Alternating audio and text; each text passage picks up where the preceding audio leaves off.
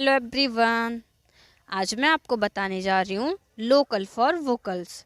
इसका मतलब क्या होता है या इससे फ़ायदा क्या होता है। तो लोकल फॉर वोकल्स का मेन फोकस है कि आप अपने यहाँ की बनी हुई चीज़ों को, जैसे कि त्योहारों का सीज़न आ रहा है तो इसमें क्या होता है, हमें बहुत सी चीज़ें चाहिए होती हैं, सो हम ख़रीदते हैं। बट हमें ये नहीं पता होता वो हमारे यहाँ का है या बाहर की कंट्री का है।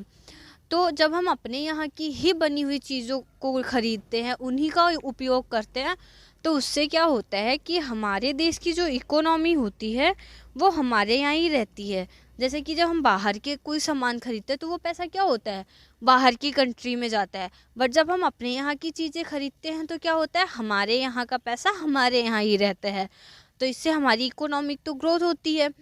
और इससे क्या होता है, जो लोकल चीज़ें होती हैं उसका क्या होता है, प्रमोशन होता है।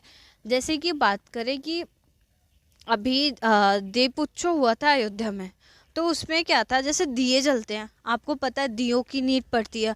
वहाँ पे 52 लाख 50 लाख ऐसे दिए जलते हैं। तो इसका क्या होता है कि वो वहाँ की जो लोकल पर्सन होते हैं, मतलब जो लोकल लोग होते हैं, जो कुम्हार लोग होते हैं, जो वो बनाते हैं, उन्हीं को टुकड़ों में बांट के दिया गया था। क्योंकि सब एक लोग तो इतना बना नहीं सकते, तो वो टुकड़ों में ही बांट के उनको दिया गया था बनाने के लिए। उससे क्या हुआ था कि उसकी 1 साल की जो इनकम होती है उनकी उसी 2-4 दिन में हो गई थी, जितना उन्होंने दिए बनाए थे।